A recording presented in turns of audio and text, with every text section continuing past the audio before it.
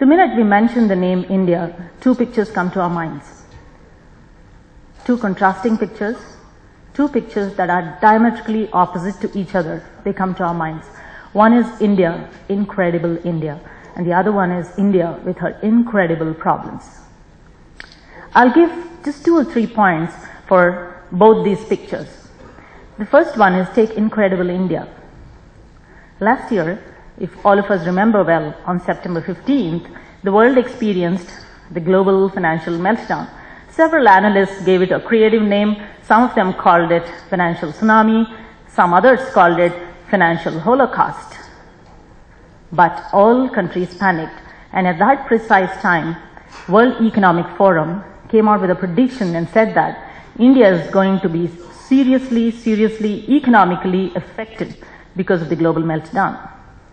Now take a look at India.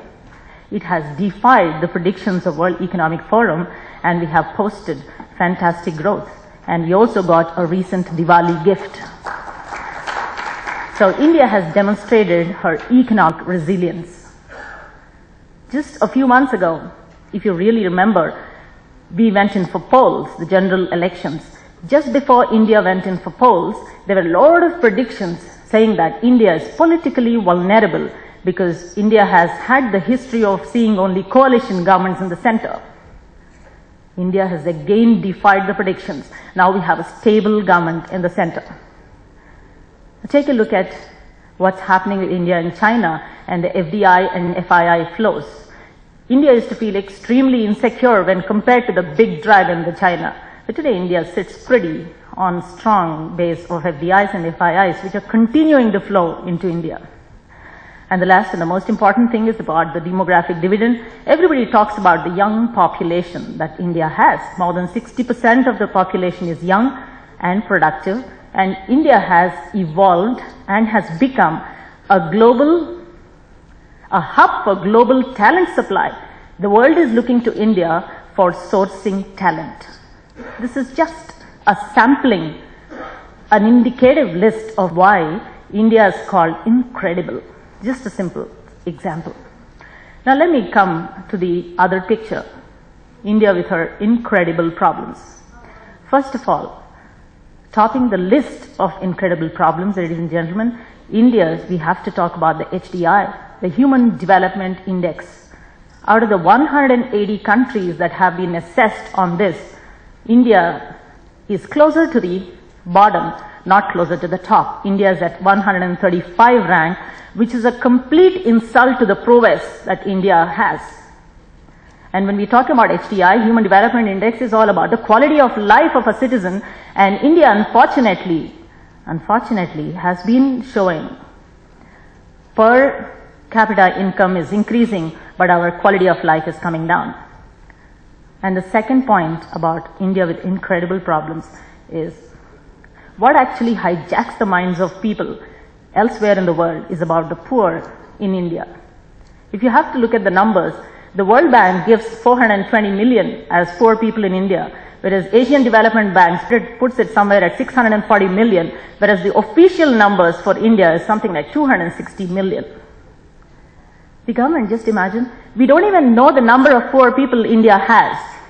And how are we going to articulate the policies for the people when India has not even instituted a study, a systematic scientific study that talks about the socio-economic status of people living there? So that is the second big problem that we're facing. The third one, ladies and gentlemen, is something that all of us know. It's about the cleavages that we experience. The regional cleavages, regions and regions fight, castes fight, religions fight. And this infighting and the divisive natures that we are experiencing is probably even outdoing the external threats that India has. And the last and the most important point is India has got the dubious distinction of becoming the suicide capital of the world. Just imagine, young national resources. On the one side, we are talking about demographic dividend, young people, but India is losing young national resources to dejection and despair. We can ill afford that. And another last important point is India also has become the cardiovascular disease and the diabetes mellitus capital of the world. Several of us sitting here may not know the implications of becoming diabetic. I just give a simple thing. I believe every 30 seconds, a leg gets amputated in the world because there's gangrene in the leg. And India, I was told by a doctor recently in Bangalore, there are 83 million legs at stake. The most productive years of your life, you're going to be sick. Again, a simple sampling of India with her incredible problems. By no means an exhaustive list, but certainly will tell you what kind of problems we have. Now, this is the backdrop for the panelists. We have incredible India, India with incredible problems. And probably there are only 3 promising pieces that is going to push India forward. One is take a look at reform, seriously reform our institutions. The second one is about adaptation. How do we look at new age thinking? Third one is about innovation. How do we infuse innovation into our mammoth systems and delivery mechanisms? As you've all noticed,